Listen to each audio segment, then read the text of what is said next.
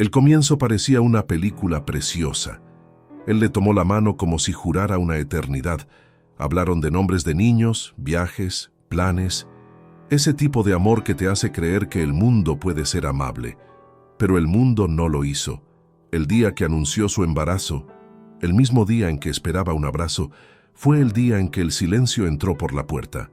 Se quedó demasiado callado. La mirada que antes brillaba se volvió esquiva. Y entonces, sin discusión, sin despedida, solo una breve, fría y quirúrgica frase. No estoy preparado para esto. Se quedó inmóvil, con la mano sobre el estómago, mientras se oía el sonido de la llave girando en la cerradura. La casa parecía la misma, pero el aire había cambiado de densidad. De repente, todo el futuro parecía pequeño, y ella, enorme, sola, con un corazón latiendo dentro de ella y otro huyendo calle abajo. Aquel día anoche cayó temprano, como si el cielo también se hubiera rendido. La casa estaba impregnada de un aire frío, y todo parecía fuera de lugar. Su taza en el fregadero, una camisa olvidada en la silla, las zapatillas que aún conservaban la huella de sus pasos. Apagó la luz del salón y oyó el crujido de la madera, el zumbido lejano de la calle, el reloj insistiendo en que la vida seguía su curso, aunque en su interior nada deseara continuar. Se sentó en el suelo apoyada contra la pared, con las manos sobre el vientre. Todo el apartamento parecía una estación abandonada tras la partida del último tren. Su móvil parpadeó una vez. Un mensaje breve, sin anhelo, sin culpa. Lo siento. No puedo. Lo leyó una y otra vez, como quien busca una puerta secreta en una frase que solo conduce hacia afuera. El llanto llegó en silencio, solo el sabor a sal en la boca. Entre sollozos notó que el bebé se movía, un pequeño gesto obstinado como si respondiera al mundo, «Estoy aquí». Eso no le dio respuestas, pero sí una guía. Se levantó despacio, lavó la taza, dobló la camisa, guardó las zapatillas. La casa dejó de ser suya y se convirtió un poco más en suya.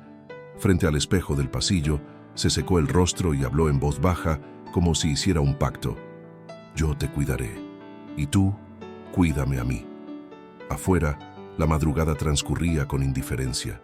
Adentro, nació un nuevo tipo de silencio. El silencio que prepara a la mujer para lo que está por venir. Los días siguientes transcurrieron sin piedad. Su cuerpo estaba cambiando, su vientre crecía, pero el mundo no se detenía a esperar. Se levantaba temprano y buscaba trabajos ocasionales, limpiar, coser, cualquier cosa que le permitiera pagar el arroz y el alquiler. A veces volvía con las manos vacías. Otras veces volvía con una bolsa de pan duro y una amarga sensación de fracaso. Pero algo en su interior comenzó a endurecerse.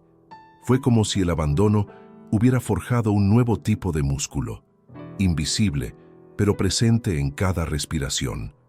Aprendió a hacer cálculos en el aire, a cocinar con sobras, a dormir con el estómago rugiendo y aún así soñar con un futuro en el que su hijo no pasara por lo mismo. Los vecinos cuchicheaban. Algunos ofrecieron ayuda, otros simplemente tenían curiosidad.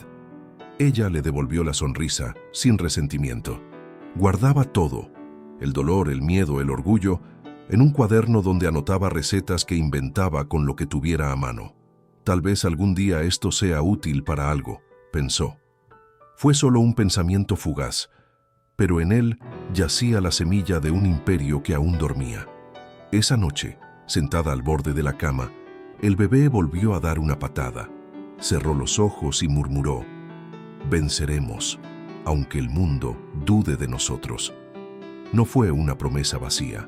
Fue una declaración de guerra, pronunciada con voz tranquila pero con un alma en llamas. Fue una mañana cualquiera, temprano por la mañana, cuando surgió la idea. Las facturas sobre la mesa, la leche casi acabada, el sonido de la lluvia golpeando el tejado como recordatorio de que nada estaba bajo control. Lloró no de debilidad, sino de agotamiento. Lloró hasta que se le pasó el miedo. Y en el silencio que quedó, miró el cuaderno de recetas antiguas y sintió algo diferente. Una idea palpitando. Agarró su delantal, encendió el horno y mezcló lo que tenía: harina, azúcar y coraje. El olor inundó la casa como un milagro doméstico. Hizo un pastel sencillo, pequeño, pero precioso. Al día siguiente, llevó el pastel a su vecina y le pidió un favor. «Si te gusta, haré más». Y les gustó. Al día siguiente, llegó el segundo pedido. Luego, el tercero. Y pronto el pasillo olía a vainilla y esperanza. Empezó a anotarlo todo.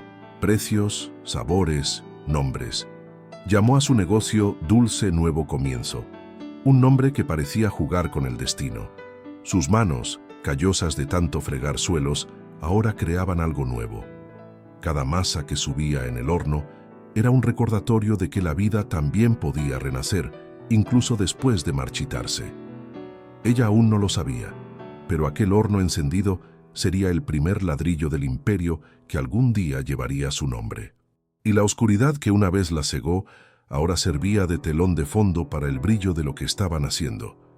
Esa mañana se despertó antes del amanecer. Le temblaban las manos, pero su corazón parecía tranquilo. Me habían hecho un encargo mayor, una tarta de cumpleaños. El primero al que realmente se le pagaría. El dinero no era mucho, pero para ella significaba algo inmenso, una puerta que se abría. Mezcló la masa con cuidado, como si rezara en silencio. Cada movimiento era un recordatorio de lo que había soportado, de lo que había sobrevivido, de aquello a lo que no había renunciado. Mientras el pastel se horneaba, miró por la ventana y vio cómo el cielo cambiaba de color. El mismo cielo que tantas veces la había visto llorar ahora parecía más claro. Entregó el pastel dentro de una caja sencilla, atada con una cuerda. El cliente sonrió, les dio las gracias y se marchó. Horas más tarde, sonó el teléfono. Era la misma voz. A todos les encantó. ¿Puedo pedir 2 más? Se quedó sin palabras durante unos segundos. Entonces rió, lloró y volvió a reír. El milagro no había venido de fuera. Había brotado del crisol de la fe misma. En los días siguientes, los pedidos aumentaron. Amigos de los vecinos, compañeros de trabajo, desconocidos del barrio. El nombre Dulce Nuevo Comienzo empezó a extenderse por las calles como un perfume. Esa noche, sentada con el bebé en brazos, contó las monedas y se dio cuenta. Ya no se trataba solo de sobrevivir. Fue el comienzo de una nueva historia, la de una mujer que aprendió a transformar el dolor en ingresos, el abandono en una marca registrada y el hambre en un propósito. Han pasado los años. El pequeño horno se convirtió en la cocina se ha convertido en una tienda y la tienda se convirtió en una cadena. Aprendió todo a base de prueba y error. Marketing, finanzas, gestión, liderazgo. Estudiaba de madrugada, veía vídeos, hacía cursos gratuitos y leía todo lo que caía en mis manos. Mientras los demás dormían, ella soñaba despierta, pero ahora con hojas de cálculo, objetivos y estrategias. El Dulce Nuevo Comienzo creció y dio a luz a hijas. A Casa Aurora, una confitería artesanal. A Emporio de Madre Coraje, que vendía productos elaborados por otras mujeres. Y a Base de Raíces Fuertes, un proyecto social que ofrecía formación a madres solteras. Cada empresa recibió el nombre de un capítulo de sus propias luchas, y cada una de ellas era un recordatorio de que una cicatriz también es un tatuaje, solo cambia el nombre. A veces todavía recordaba el día en que la dejaron atrás, pero ahora el recuerdo tenía un sabor diferente, ya no de pérdida sino de gratitud, porque si él no se hubiera ido, tal vez ella nunca habría descubierto de qué estaba hecha. En los eventos de la fundación solía decir: yo no creé empresas, creé oportunidades. Porque cuando el mundo cerró sus puertas aprendí a construir la mía propia. Así, entre el olor a pastel y el sonido de la esperanza, la mujer que una vez fue invisible se convirtió en el reflejo de todo aquello que el abandono nunca imaginó que podría destruir. El reencuentro tuvo lugar una tarde, sin previo aviso. Ella salía de una reunión cuando lo vio de pie en la acera, con la misma mirada que una vez le había prometido el mundo. Ahora perdida, dubitativa, envejecida. Sonrió con cierta incomodidad, intentando encontrar un atajo al pasado a través de las palabras. Dijo que sentía nostalgia de su hogar, que no sabía qué hacer, que había cambiado.